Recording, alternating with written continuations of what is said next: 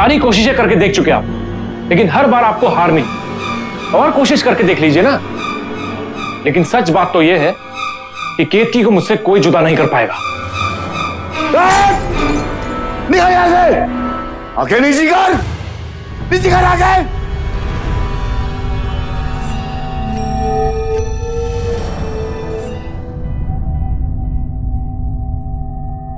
Bell जा रही है क्या? हाँ माँ, लेकिन ये फोन ही नहीं उठा रहे हैं। हाँ।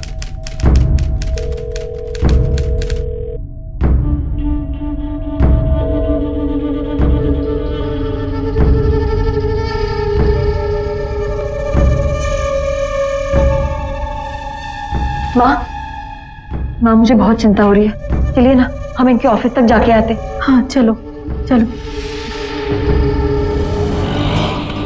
इतना लेट तो कभी नहीं किया उसने।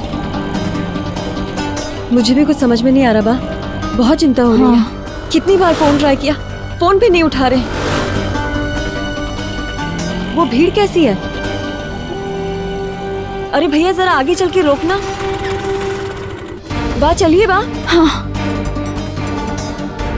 देखो तो सर, देखते एक बार जाते हैं। भाई साहब हटेंगे से।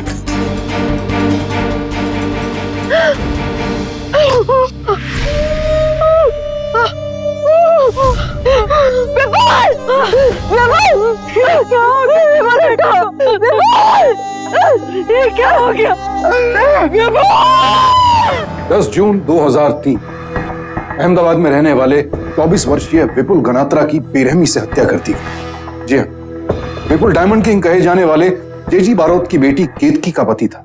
जुर्म की अनोखी दास्तान है अहमदाबाद की रहने वाली केतकी गनात्रा की।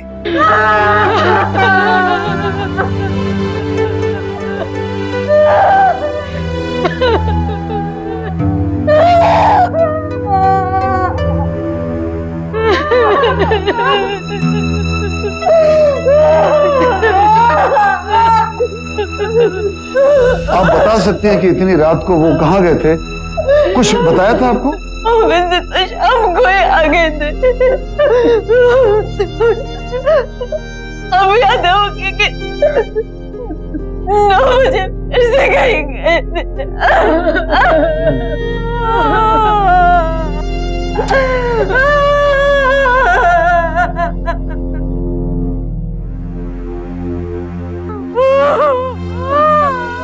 किसकी बेटा?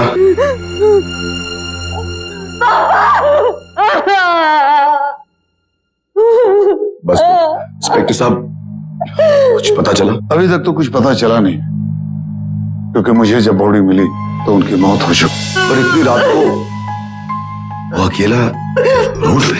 हमें पूरी तहकीकात करनी पड़ेगी बारोट साहब। ज्यादा डिटेल्स तो पोस्टमार्टम की रिपोर्ट के बाद ही पता चलेगी। बस संभालो संभालो। बस बेटा, नियति के आगे तो किसी की नहीं चलती। विपुल मुझे छोड़ के कैसे जा सकते हैं पापा? बेटा, सच्चाई को तो हमें स्वीकारना ही पड़ेगा ना। एक्सक्यूज मी, पोस्टमार्टम की रिपोर्ट आ गई। आइए इंस्पेक्टर। नहीं बारोट साहब, हमें ये बात सबके सामने ही करनी पड़ेगी, क्योंकि विपुल का खून हुआ है। क्या? उसके सर पे जो गहरा घाव लगा था वो किसी नुकीली और भारी औजार से किया गया है। लेकिन सर पे घाव तो किसी व्हीकल की टक्कर से भी हो सकता है। हो सकता है, लेकिन रोड के आसपास कोई भी ऐसी नुकीली चीज नहीं थी। और जो भी हो, लेकिन वो घाव मौत की वजह नहीं।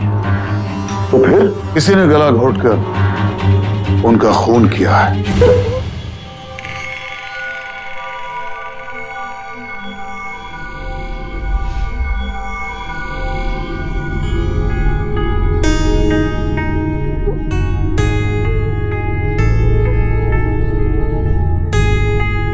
एक्सक्यूज मी केतकी जी। अच्छा केतकी, ये बताइए कि विपुल का रूटीन क्या था? वो घर आने के बाद अक्सर बाहर जाया करते थे? जी नहीं सर, वो घर आने के बाद कहीं नहीं जाते। उनकी किसी से दुश्मनी या कोई पुराना झगड़ा? जी नहीं। आप दोनों की शादी से फैमिली के लोग राजी थे? माफ कीजिएगा, आप अहमदाबाद डायमंड किंग बारोट साहब की बेटी और विपुल एक मिडिल क्लास का लौटा था। शुरू शुरू में मेरे भाई और मेरे पापा को एतराज था, लेकिन बाद में सब सही हो गया था, सब मान गए थे। रफ डायमंड देखकर ही मैं परख लेता हूं कि कोहिनूर बनेगा या कांच का टुकड़ा। डायमंड किंग ऐसे नहीं कहते मुझे। इंस्पेक्टर साहब, हीरा परखना तो अपना धंधा है जी। विपुल लड़का हीरा था, हीरा। उसे देखते ही मैं पहचान गया था कि ये बहुत आगे जाएगा। इसीलिए तो मैंने उसे अपने यहाँ मैनेजर भी रख लिया और दामाद के रूप में भी स्वीकार किया। अच्छा ये बताइए बारोट साहब कि आप उस रात कहाँ थे?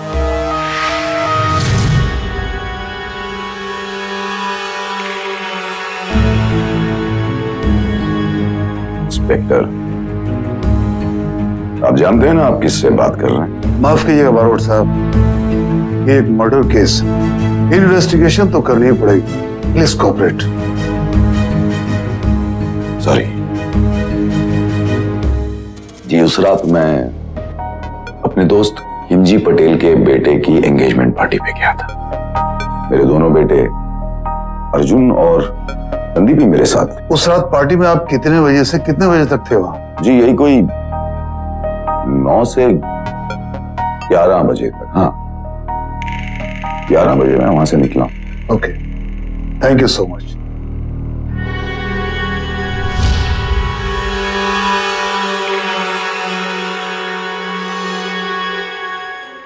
पार्टी में काफी लोग थे, शहर के सब बड़े बड़े लोग। आप खिमजी भाई से पूछ के उनकी लिस्ट निकलवा सकते हैं। आप लोग पार्टी में कितने बजे तक थे? हम डैड के साथ ही पार्टी में गए थे। 9 बजे के आसपास वहां पहुंच गए होंगे। मैंने थोड़ा समय पची 11 बजे के आसपास हम तीनों वहां से निकल गए थे सर। आप लोगों के विपुल के साथ कैसे ताल्लुकात थे? सच बोलूं तो जब डैड ने उसको अपॉइंट किया था नौकरी पे तो हमें अच्छा लगा नहीं था, पर धीरे धीरे हमें उसकी काबिलियत पर यकीन हो गया। डैड का डिसीजन गलत नहीं होता सर। और ऑफिस में सब उसकी इज्जत करते थे काफी। विपुल का किसी के साथ झगड़ा या किसी से जाती दुश्मनी, इसके बारे में आप लोग कुछ बताएंगे? विपुल का काम करने का स्टाइल बिल्कुल अलग था। वो धौंस भी जमाता था तो प्यार से। उसका किसी से झगड़ा हो ही नहीं सकता सर। ओके।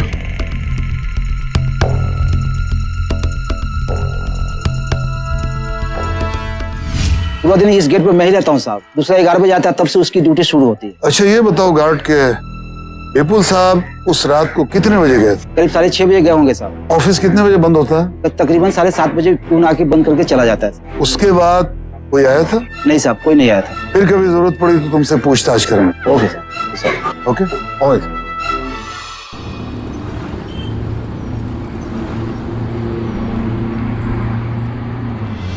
लेकिन ये सब आप मुझे क्यों पूछ रहे हो? देखिए खेमजी भाई, ये एक फॉर्मल इन्वेस्टिगेशन, टेंशन वाली कोई बात नहीं। तो ठीक है। अच्छा खेमजी भाई ये बताइए कि 10 जून की रात आपके बेटे की सगाई पार्टी में मिस्टर बारोट और उनके दोनों बेटे कितने बजे आए थे? बारोट मेरे खास मेहमान थे। वो ठीक 9:30 बजे आ गए थे। मैंने खुद उनको रिसीव किया था। उसके बाद हम लोग दोनों बिजनेस की बातें करने के लिए रूम में गए थे। Are you sure? 100%। ठीक है खेमजी भाई, आप सारे इनवाइटीज की लिस्ट मेरे पास भिजवा दीजिए। ठीक है सर। हर शख्स पुलिस से झूठ बोल रहा था, यानी ये सब के सब किसी ना किसी तरह इस गुनाह को छुपाने की कोशिश कर रहे थे। हम आपको बता दें कि किसी संगीन अपराध को छुपाने की कोशिश करना या गलत इंफॉर्मेशन देना भी एक संगीन अपराध माना जाता है और इसके लिए आईपीसी की धारा 201 के तहत 7 साल से लेकर उम्र कैद तक की सजा हो सकती है। जांच के शुरुआती दौर में पुलिस के सामने सिर्फ झूठे बयान ही थे। ऐसे में कानून के लिए सबसे बड़ी चुनौती ये थी कि कैसे इन बेबुनियाद बयानों के बीच से कोई ठोस सबूत ढूंढ निकाला जाए। सर आपको क्या लगता है सर? जडेजा, खून 9:30 से 10 के बीच में हुआ था और लाश हमें तकरीबन 10:45 को मिली थी। इसका मतलब जानते हो? हाँ सर, लाश पूरे 45 मिनट तक सड़क पर पड़ी रही और उसे किसी ने देखा भी नहीं। लेकिन ऐसा होने के चांसेस बहुत कम है। इसका मतलब यह हुआ कि खून कहीं और हुआ था और लाश यहां लाके फेंक दी गई। लेकिन सर अभी तक कोई सस्पेक्ट मिला नहीं है, और अगर वो इतना अच्छा आदमी था, किसी से कोई दुश्मनी नहीं, किसी से कोई लेना देना नहीं, तो फिर कोई इसको क्यों मारेगा sir? You are right. Inspector साहब आइए बैठिए। शुक्रिया।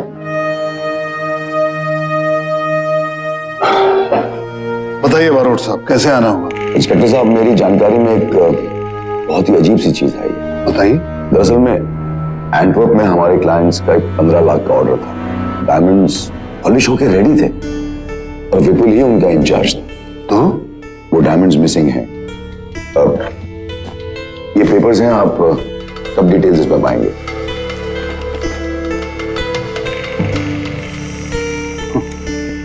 आपको विपुल पे शक हो रहा? नहीं नहीं, मैं ये कह रहा हूं कि ऑर्डर अगले दिन जाना, हो सकता है उस दिन विपुल डायमंड्स अपने साथ ही ले गया। लेकिन विपुल ऐसा क्यों करेगा? इंस्पेक्टर साहब, डायमंड के धंधे में ये बहुत ही कॉमन है। हो सकता है विपुल ने सोचा हो कि उसी रात को डायमंड्स कुरियर कर दे। दरअसल में इंटरनेशनल कुरियर सुबह की फ्लाइट से निकलता है और इंपॉर्टेंट क्लाइंट्स को अक्सर हम एक दिन पहले ही ऑर्डर भेज देते हैं। लेकिन बारोट साहब, लाश के पास तो हमें कोई हीरे नहीं मिले। इसका मतलब ये हुआ कि किसी को पता था कि विपुल हीरे लेके जा रहा और इसीलिए उसका खून कर दिया। हो सकता है।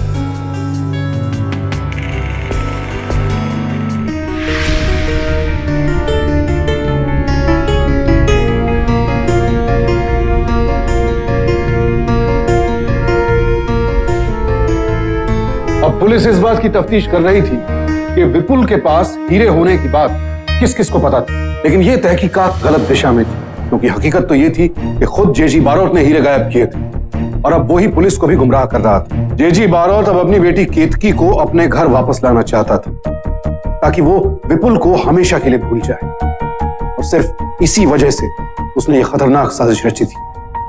सरोज बहन, जो होना था तो हो गया, लेकिन केतकी के आगे तो उसकी पूरी जिंदगी पड़ी है। सच कह रहे हैं आप। गहरे जख्म नासूर बन जाएं, उससे पहले उन पर मरहम लगाना बहुत जरूरी है। मैं समझ सकती। केतकी घर लौटेगी, दो लोगों से बात करेगी, संभल जाएगी, वरना मुझे डर है कहीं इस सदमे की वजह से कुछ वो ऐसा वैसा ना कर बैठे। आप ले जाइए उसे अपने साथ, यही सही होगा। सरोज बहन, मैं अपनी बच्ची को अच्छी तरह पहचानता हूं, मेरी बात नहीं मानेगी। अब आपकी बहू है, प्लीज आप ही उसे समझाइए। जी, मैं कोशिश करूंगी।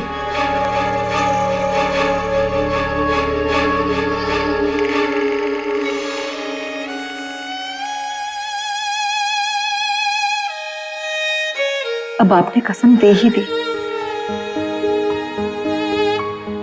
तो मैं चली जाऊंगी, लेकिन मेरी लड़ाई जारी रहेगी। मैं विपुल के कातिलों को कहीं से भी ढूंढ निकालूंगी।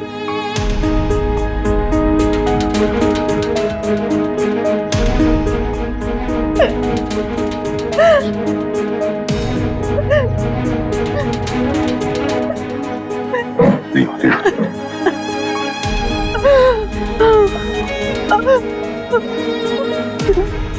केतकी को अपने मायके में रहते हुए 4 महीने बीत चुके थे। जेजी बारोट को लगने लगा था कि वो अपने मंसूबे में कामयाब हो चुका है। गुजरते वक्त के साथ साथ पुलिस की भी इस केस में दिलचस्पी कम होने लगी थी, लेकिन केतकी अपने सुहाग के हत्यारे के हाथों में कानून की हथकड़ी देखना चाहती थी। लिहाजा वो हर रोज पुलिस स्टेशन जाकर इस केस में लगातार जान फूंकती रही। केतकी बेटा। जी बाप। कहां जा रही हो केतकी बेटा? पुलिस स्टेशन जा रही हूँ बाप। बेटा ऐसे कब तक चलेगा? पुलिस अपना काम कर रही है ना, फिर तुम क्यों? नहीं बाप, मेरा घर में मन नहीं लगता। मन तो लगाने से लगता है ना बेटा। अब तुम अपने घर में हो, इस घर की इकलौती बेटी। तुम्हारी माँ कितनी खुश हो रही होगी कि उसकी बेटी अपने घर वापस आ गई है। बेटा, इस घर में तुम पैदा हुई हो, बड़ी हुई हो, यहाँ खेली हो यहाँ पर, और आज इसी घर में तुम्हारा मन नहीं लग रहा बेटा? पुलिस स्टेशन तो जाना है पापा, मैं जाके आती हूँ।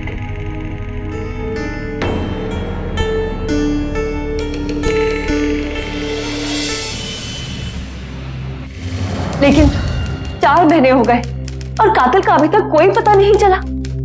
देखिए मैडम, खून हीरो की वजह से हुआ जिसको आपके पति लेकर जा रहे थे, और अभी तक कोई भी ऐसा कातिल पकड़ा नहीं गया जिस पर शक किया जा सके। लेकिन सर, मुझे कुछ गड़बड़ लग रही है। आप खुद ही सोचिए ना कि अगर विपुल ऑफिस से हीरे लेकर आया था तो वो शाम को ही कुरियर वाले को दे देता ना। रात को 9 बजे जाने की क्या जरूरत थी? और फिर आपके मुताबिक वॉचमैन ने भी तो यही बताया ना कि शाम को 7:30 बजे के बाद ऑफिस कोई नहीं आया। यह भी तो हो सकता है कि विपुल के पास हीरे हो ही नहीं और खून की वजह कुछ और रही हो। देखिए मैडम, ऐसे केसेस काफी पेचीदा होते हैं। पुलिस पूरी तहकीकात कर रही है, आप प्लीज धीरज रखिए।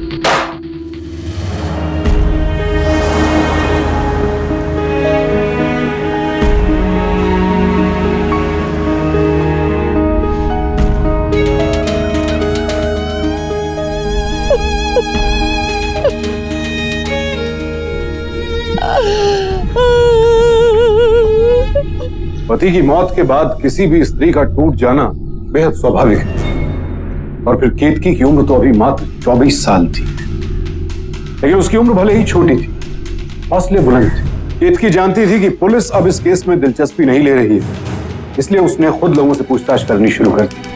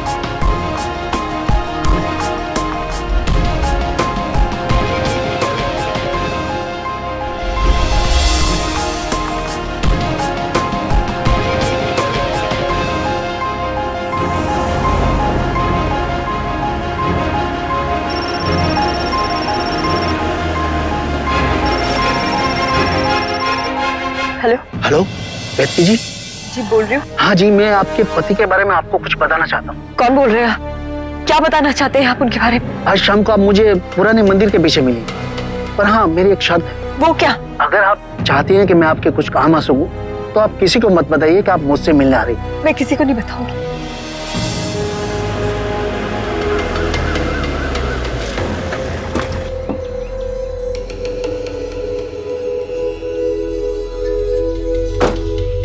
केतकी जी। हाँ? आप तो हमारे ऑफिस में अकाउंट भी का नाम है ना आपका? ये सब बताने का टाइम नहीं है, मैं तुम्हें कुछ और बताना चाहता हूँ। भीका काका, आपने मुझे इस तरह यहाँ? मैंने कहा ना, ये सब बताने का टाइम नहीं है। मैं जो कह रहा हूँ वो ध्यान से सुनो। विपुल मेरे काफी करीब था। पिछले 2-3 महीने से वो कुछ परेशान था, लेकिन उसकी परेशानी की वजह क्या थी वो किसी को मालूम नहीं थी। अभी एक दिन मैं नीचे उतरने के बाद वापस उसे देखने आ गया। तुम मुझ पर चोरी का इल्जाम लगा रहे हो अर्जुन? इल्जाम नहीं लग रहा, हिसाब पूछ रहा हूँ। मेरी बहन को बहला फुसलाकर उससे शादी करके ये मत सोच तू उस कंपनी का मालिक बन गया है। यहाँ पे नौकर है, नौकर। लेकिन मैंने सारे हीरे चेक कर दिए थे, कोई गड़बड़ हो ही नहीं सकती। मैं झूठ बोल रहा हूँ? मैं? मेरी बहन का तू पति है, इसलिए तेरे हाथ पैर सलामत है। ये तो इस धंधे में हीरा इधर से उधर होता है ना, उसके हाथ पैर तोड़ दिए जाते हैं। ये धमकियां ना किसी और को देना। मैं अच्छी तरह से जानता हूं कि तुम लोग मुझ पर झूठा इल्जाम क्यों लगा रहे हो। वैसे नहीं, पुलिस को बुलाता हूँ, तब तुझे मालूम पड़े। बुलाओ पुलिस को, बुलाओ, सब साफ साफ हो जाएगा कि हीरे किसने छुपाए। बुलाओ, अभी फोन करो। अभी फोन करता हूँ, रुक जा। उसके बाद दोनों में काफी बहस हुई। विपुल बार बार कह रहा था कि मैं उसके जैसा नहीं हूँ जो तुमसे डर के विरमगाम भाग जाऊं। विरमगाम? वहां तो इनके चाचा गए थे तकरीबन 7-8 महीने पहले। वो शायद उसी की बात कर रहा था। दूसरी भी एक बात, वो एंटवर्प हीरे भेजने का ऑर्डर था ना, वो हीरे विपुल 11 जून को भेजने वाला था। ये आप क्या कह रहे हैं काका? हाँ, उसी ने मुझे खुद बताया। वो कभी मुझसे झूठ नहीं बोलता, इसीलिए मुझे नहीं लगता कि उस रात विपुल हीरे लेके गया। काका, अगर आपको ये सारी बातें पता थी तो आपने पुलिस को क्यों नहीं बताई? बेटा, ये धंधा विश्वास का है।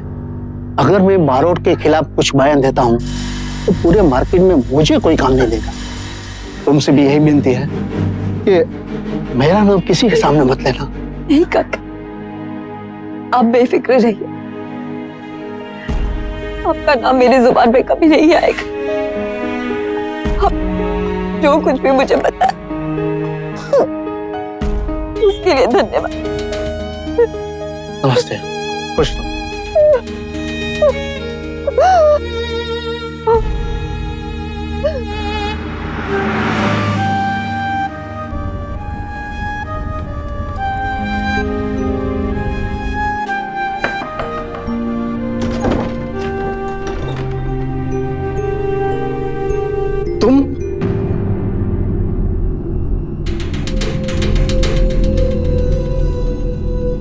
तुम यहां भी चली आई? आप विपुल के चाचा जी हैं। मैं तो सिर्फ आपसे ये पूछने आई हूँ। यही पूछने आई हो ना कि विपुल की मौत कैसे हुई? जी चाचा जी। मैं तुम्हें सच सच बताता हूँ, विपुल की मौत का जिम्मेदार कौन है? कौन है चाचा जी? तुम। हाँ, तुम्हारी वजह से उसकी जान गई। ये आप क्या कह रहे हैं चाचा जी? मैं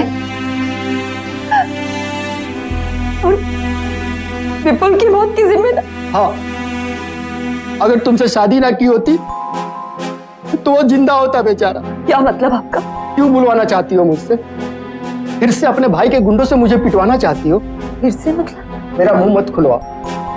शादी के बाद से तुम्हारे भाई के गुंडे आकर मुझे धमकाते थे।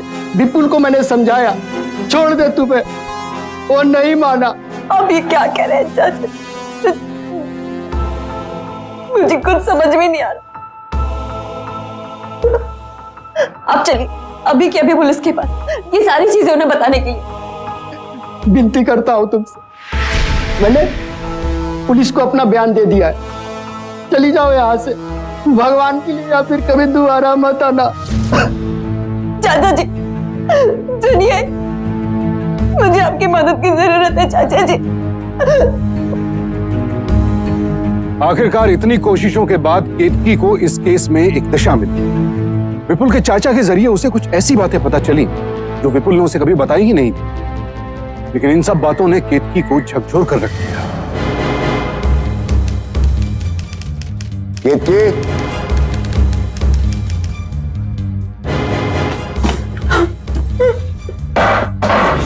केतकी,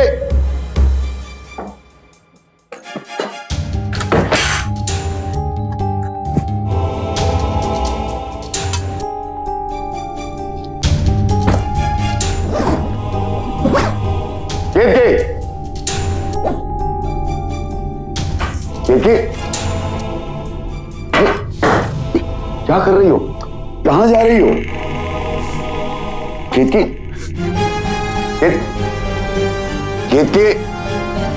केतकी बेटा, छोड़िए मुझे पापा। कहां जा रही हो तुम? अपने घर जा रही हूँ मैं, छोड़िए मुझे। बेटा, यही तो तुम्हारा घर है। नहीं रहना मुझे यहाँ। मुझे सच्चाई का पता चल गया है पापा। आप लोगों ने विपुल पर हीरे की चोरी का गलत इल्जाम लगाया ना, और आप भैया, आपने तो उसके साथ झगड़ा भी किया ना। मैंने? अरे मैंने क्या किया? झूठ बोलने की कोई जरूरत नहीं है।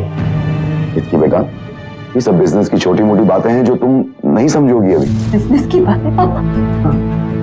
आपने विपुल और उसके चाचा को गुंडे भेज के डराया धमकाया, मुझे छोड़ देने के लिए कहा। ये सब बिजनेस की बात है। बकवास है ये सब। किसने कहा तुमसे ये सब? सच्चाई ज्यादा दिन तक छुपी नहीं रहती बाबा। हो ना, मुझे लगता है कि विपुल की मौत के पीछे भी आप ही लोग जिम्मेदार हैं। केतकी बेटा, अभी तुम गुस्से में हो। आओ आराम से बैठो, मैं तुम्हें सब कुछ समझाता हूँ। कुछ समझना नहीं है बाबा, बस हो गया।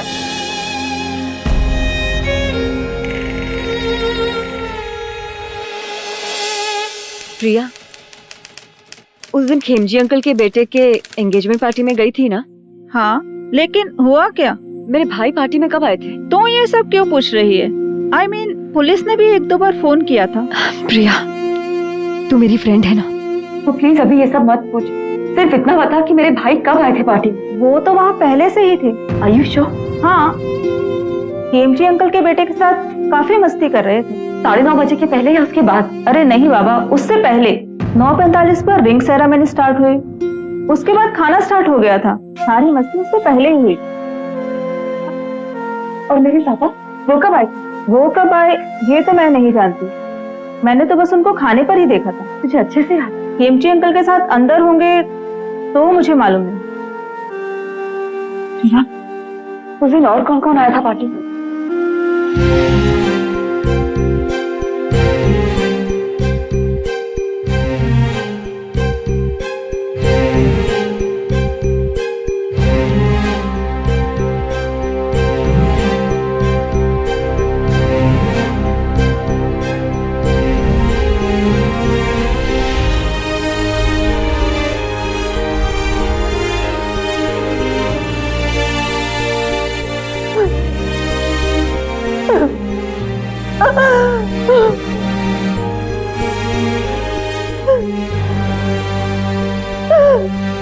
क्यों आपने ऐसा किया पापा?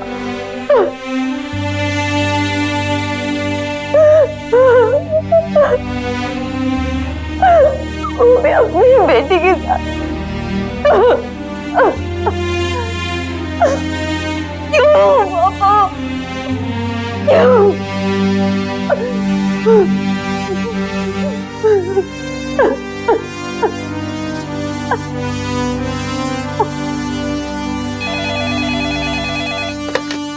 हेलो इंस्पेक्टर साहब, मैं केतकी बोल रही हूँ। जी बोलिए। मैं मिस्टर जे.जी. बारोट के खिलाफ कंप्लेंट लिखवाना चाहती हूँ। मुझे पक्का यकीन है कि उन्हीं ने मेरे पति का खून किया। ओके।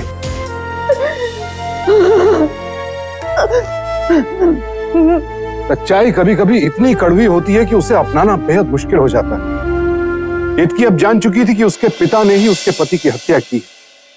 शुरुआती शक अब यकीन में बदल चुका था, और फिर केतकी ने एक ऐसा कदम उठाया जिसके बारे में कोई सोच भी नहीं सकता था। एक बेटी होकर खुद अपने पिता के खिलाफ पुलिस में कंप्लेंट दायर की और केस की जांच फिर से करवाने की मांग की। बारोट साहब, केतकी जी को डाउट है कि इनके पति यानी विपुल की मौत के पीछे आपका हाथ है और आपके दोनों बेटों का। डॉक्टर साहब, ये पागल हुई, कुछ भी बोल रही है।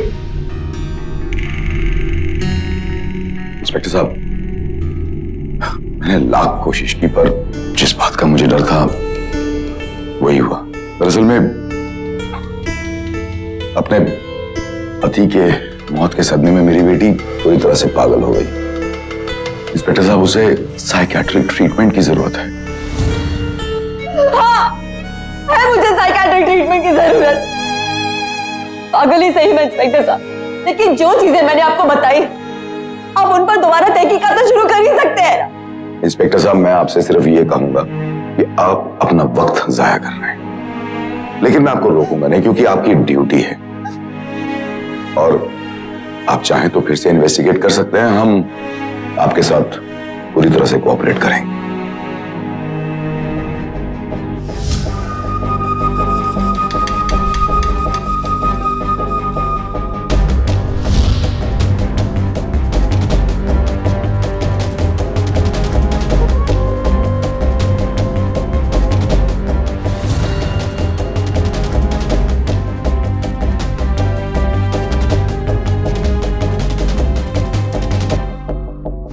बेटी, तुझे पता तो है ना कि तू क्या कर रही है? विपुल के कातिलों को सजा दिलवाने की कोशिश कर रही हूँ। तेरे पिता हैं, लेकिन शायद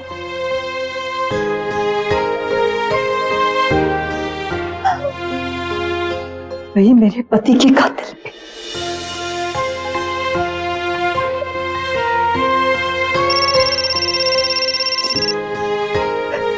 हेलो, कांग्रेचुलेशन केतकी जी, आपके पति का खूनी पकड़ा गया। हाँ, उसने खुद सरेंडर किया। क्या? आप जितना जल्द हो सके पुलिस स्टेशन आ जाइए। जी।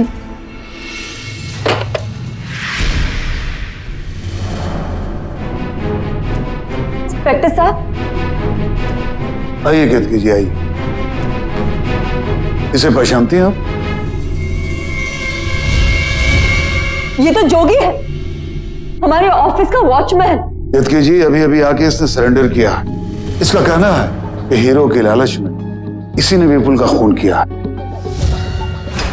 ये झूठ है इंस्पेक्टर साहब, ये झूठ है। आप समझने की कोशिश करिए ना, इस गरीब इंसान को पैसे का लालच देकर इससे सरेंडर कराया गया है। केतकी जी, ये हीरे इसी के पास से बरामद हुए हैं। जो हीरे खून कर सकता है वो इसे भी तो दे सकता है ना। ये उन लोगों की बहुत बड़ी चाल है इंस्पेक्टर साहब, बहुत बड़ी चाल है। केतकी जी, नहीं इंस्पेक्टर साहब, आप नहीं जानते क्या कि मेरे जे.जी. बारोट कितना बड़ा आदमी है और वो पैसे के दम पर कुछ भी खरीद सकता है, किसी को भी खरीद सकता है। अब इस जोगी की बात का यकीन मत कीजिए इंस्पेक्टर साहब, मत कीजिए इसकी बात में विश्वास। केतकी जी, रिलैक्स, प्लीज रिलैक्स। आप चिंता मत कीजिए। इसने सरेंडर किया है, इसका यह मतलब नहीं कि हम इसकी बात मान लें। हम असली मुजरिम को पकड़ के रहेंगे। केतकी जी, आप प्लीज रिलैक्स होके घर जाइए। केतकी अब हताश हो चुकी थी। जे.जी. बारोट ने अपने पैसे की ताकत पर उस चौकीदार को खरीद लिया था। चंद लाख रुपयों के लालच में उस बेगुनाह चौकीदार ने जे.जी. बारोट का गुनाह अपने सर ले लिया। इसी गलत गुनाह का इकबाल जुर्म करना खुद आईपीसी की धारा 192 के तहत एक जुर्म, लेकिन जो इंसान कत्ल का जुर्म अपने सर ले रहा उसे उस बात की क्या परवाह होती। लेकिन किसी के सरेंडर कर देने भर से जांच खत्म नहीं हो जाती। अहमदाबाद की पुलिस इस आत्मसमर्पण को लेकर बेहद सतर्क थी। वो जोगी की बात को आसानी से मानने के लिए तैयार नहीं थी। जडेजा, मुझे केतकी की बातों में दम लगता है। बात तो सही है सर, कंपनी का मालिक है बरोट, तो बरोट के खिलाफ कोई सच बोलेगा नहीं, तो सर सच का पता चलेगा कैसे? सर मुझे लगता है कि अगर जोगी की ठीक से मरम्मत की जाए ना सर, तो वो पक्का सच उगलेगा। नहीं जडेजा, नहीं।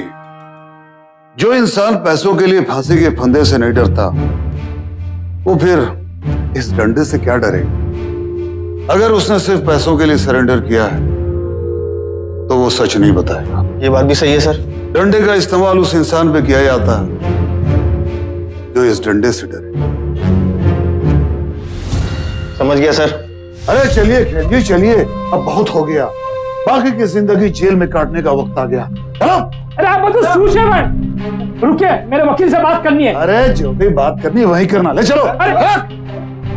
अरे ये यारी दोस्ती में तुमने क्या कर दिया? सीधा 302 लगेगी खेमजी भाई। क्या 302?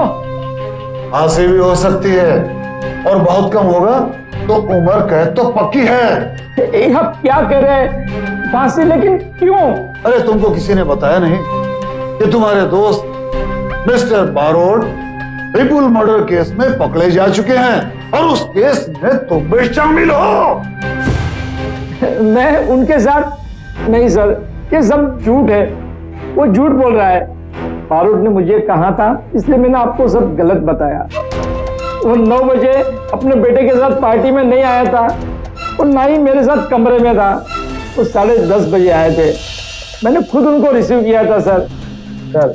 बारोट बहुत बड़ा आदमी है, वो चाहे तो दूसरे दिन मेरा बिजनेस बंद करवा सकता है, इसलिए मुझे उसकी बात माननी पड़ी। देखो खेमजी, आप विपुल मर्डर केस के बारे में जो कुछ जानते हो सच सच बताओ। मुझे कुछ नहीं पता। जैसे बारोट ने कहा था वैसा मैंने आपको बताया। मुझे पूछने की हिम्मत भी नहीं थी। उसने मुझे फोन पे धमकी दी थी कि इस केस के बारे में पुलिस काफी इन्वेस्टिगेशन करेगी, तो तुम अपनी बातों पे डटे रहना।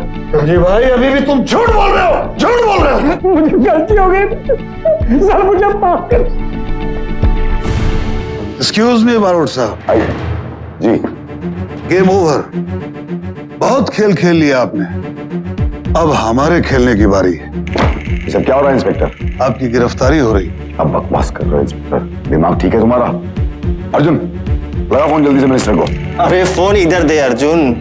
किसी को भी फोन लगाने से पहले अपनी गिरफ्तारी वारंट तो देख लीजिए। खेमजी भाई ने सब कुछ सच सच बता दिया है। बोल क्या मारा?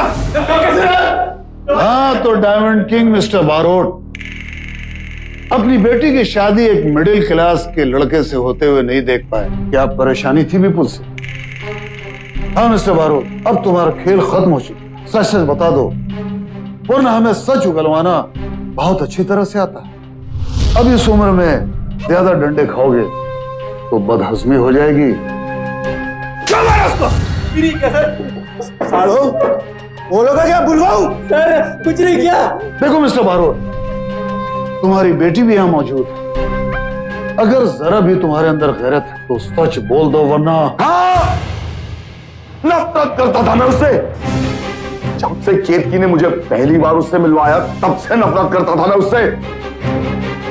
गंदी नाली का कीड़ा था, उसने मेरी बेटी छीन ली मुझसे। लाख कोशिश की मैंने कि उनकी शादी नहीं हो, लेकिन केतकी अपनी जिद पर अड़ी रही और मर्द के खिलाफ इन लोगों ने शादी कर ली। और फिर भी तुमने उन दोनों की शादी को तोड़वाने की कोशिश चालू रखी। हाँ, गुंडों के जरिए डराया, धमकाया, पिटवाया। उसका चाचा तो डर के मारे शहर छोड़ के भाग गया। मुझे लगा कि वो मेरी बेटी को छोड़ देगा, लेकिन विपुल डरा नहीं।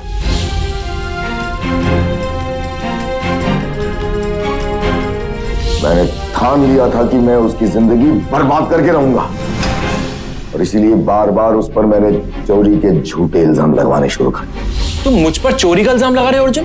इल्जाम नहीं लग रहा, हिसाब पूछ रहा हूं। मेरी बहन को बहला फुसलाकर उससे शादी करके ये मत सोच तू उस कंपनी का मालिक बन गया है। यहाँ पे नौकर है, नौकर। लेकिन मैंने सारे हीरे चेक कर दिए थे, कोई गड़बड़ हो ही नहीं सकती। मैं झूठ बोल रहा हूँ? मैं? मेरी बहन का तू पति है, इसलिए तेरे हाथ पैर सलामत है। ये तो इस धंधे में हीरा इधर से उधर होता है ना, उसके हाथ पैर तोड़ दिए जाते हैं। ये धमकियां ना किसी और को देना। मैं अच्छी तरह से जानता हूं कि तुम लोग मुझ पर झूठा इल्जाम क्यों लगा रहे। और एक दिन दोनों में बहुत भारी झगड़ा हो गया। सारी कोशिशें करके देख चुके आप, लेकिन हर बार आपको हार मिली।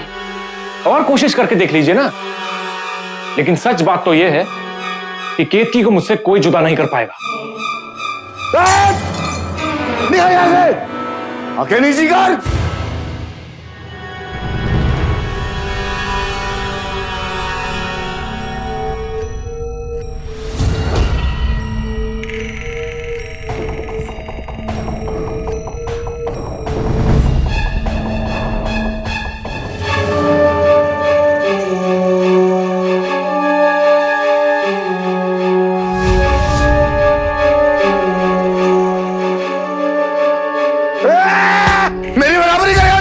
क्या समझता है दो कड़ी के आदमी मेरी बेटी से शादी कर लेगा? नौकरी थी तुझे, लेकिन मैं उसे मारना नहीं चाहता था, और उसको मार देने का कोई अफसोस भी नहीं था मुझे। और इसीलिए मैंने इमीडिएटली सारे ट्रेसेस मिटा दिए। खून बहुत थोड़ा था और मैंने टिश्यू पेपर से साफ करके उसकी लाश को अपनी गाड़ी में डाल दिया। और बड़ाहट में मुझे पता ही नहीं चला कि उसकी मौत गला घुटने से हुई। मुझे लगा वो सिर की चोट वजह से मरा है, और इसीलिए मैंने उसकी मौत को एक्सीडेंट की शक्ल देने का प्लान बना लिया। और इसीलिए मैंने जोगी से विपुल की बाइक मंगवाई। रोड के किनारे जोगी से कहा बाइक फेंक दे और उसको वहां से जाने को कहा। फिर मैंने विपुल की बॉडी को वहां पर बाइक के पास फेंक दिया। उसके बाद मैं सीधा हिमजी की पार्टी में चला गया। उसके बाद आपको सब पता है।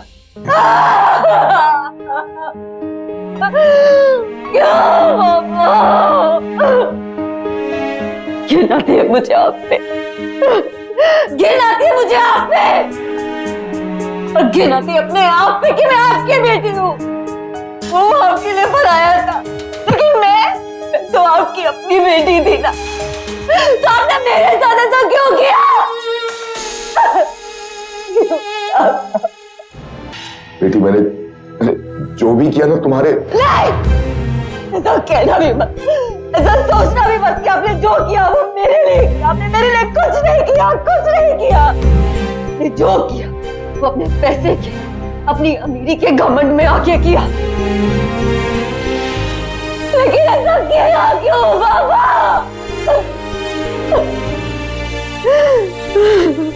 आपने मेरी जिंदगी बर्बाद कर दी बाबा।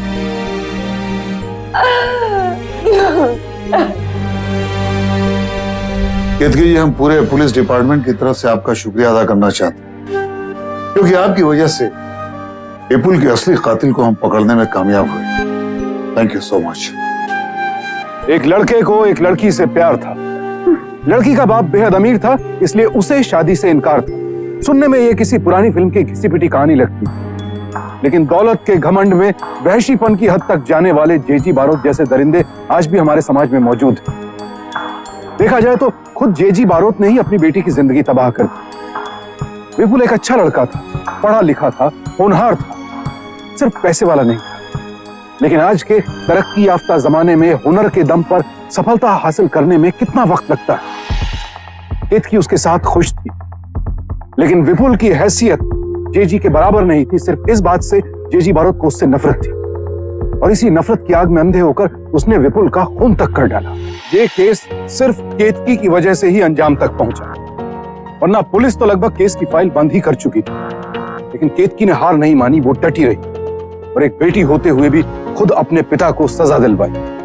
हम सावधान इंडिया के मंच से केतकी और उसके जज्बे को सलाम करते हैं। अब मुझे सुशांत सिंह को इजाजत दीजिए। कल आपसे फिर मुलाकात होगी एक और ऐसी सत्य घटना के साथ। सावधान इंडिया, इंडिया फाइट्स बैक।